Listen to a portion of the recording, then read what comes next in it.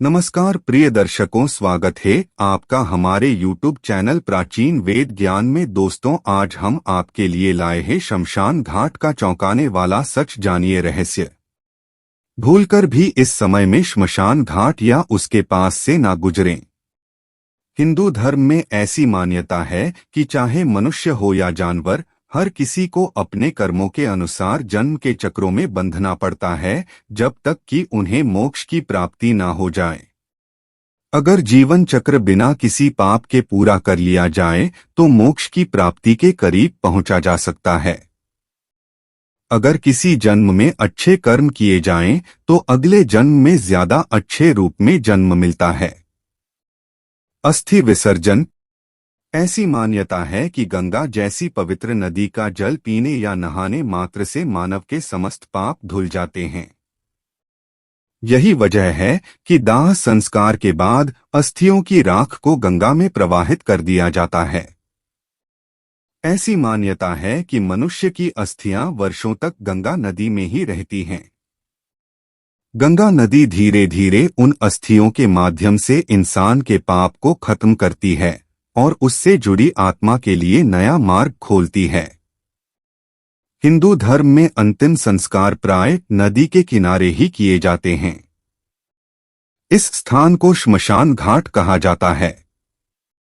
श्मशान घाट पर शवों को लाकर उनका दाह संस्कार या अंतिम संस्कार किया जाता है। श्मशान घाट पर आत्माओं, भूत प्रेत आदि का निवास भी माना जाता है। यहाँ अघोरी भी होते हैं, इसलिए जैसे ही चंद्रमा आकाश में नजर आने लगे उस समय से लेकर सूर्योदय तक जीवित मनुष्यों को श्मशान घाट या उसके करीब से बिल्कुल भी नहीं गुजरना चाहिए। श्मशान अधिपति। भगवान शिव और मां काली को श्मशान घाट का भगवान कहा गया है। भगवान शिव जहां भस्म से पूरी तरह ढके होते हैं और ध्यानमग्न होते हैं, वहीं मां काली बुरी आत्माओं का पीछा करती हैं। श्मशान की देखरेख करते हैं भगवान शिव। ऐसी मान्यता है कि शरीर के अंतिम संस्कार के बाद भगवान शिव मृत को अपने अंदर समाहित कर लेते हैं। इसलिए किसी मानव को अपनी उपस्थिति से इस प्रक्रिया में बाधा नहीं पहुंचानी चाहिए, नहीं तो उन्हें मां काली के प्रकोप का सामना करना पड़ सकता है। हिंदू शास्त्रों के अनुसार दिन के समय भी किसी भी इंसान को श्मशान घाट में नहीं घूमना चाहिए। इस समय भी बुरी आत्माएं सक्रिय हो जाती है और मानव इन बुरी आत्माओं या नकारात्मक शक्तियों से लड़ने में सक्षम नहीं होता है।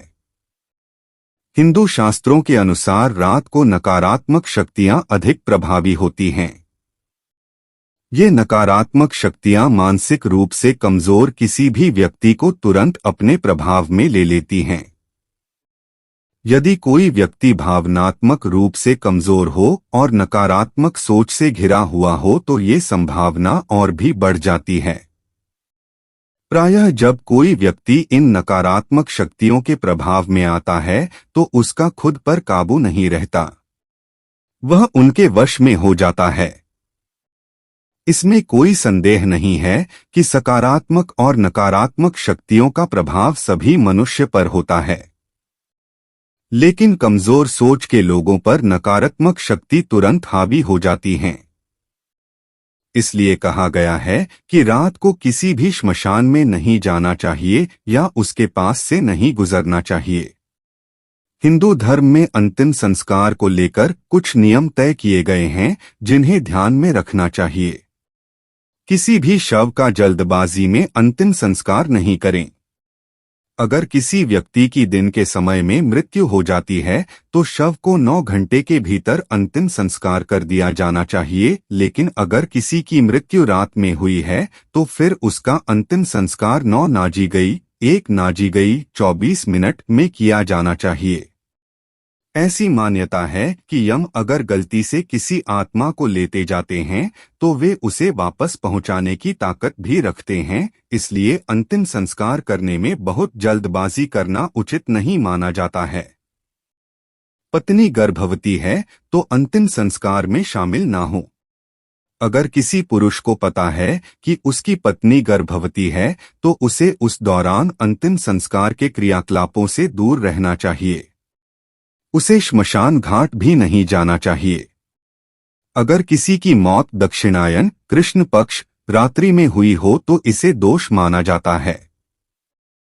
इसलिए शव को जलाने से पहले रिश्तेदारों को, ब्राह्मणों को भोज, व्रत या दान पुण्य करके इस दोष का निवारण किया जा सकता है। साथियों, ऐसे ही और नई नई कहानी हम आपके लिए रोज लेकर आते हैं। अगर अभी तक आपने हमारा YouTube चैनल सब्सक्राइब नहीं किया है तो वीडियो को लाइक करें और चैनल को सब्सक्राइब करें और साथ में घंटी के बटन को दबा दें। दोस्तों, मिलते हैं नए वीडियो नई कहानी में।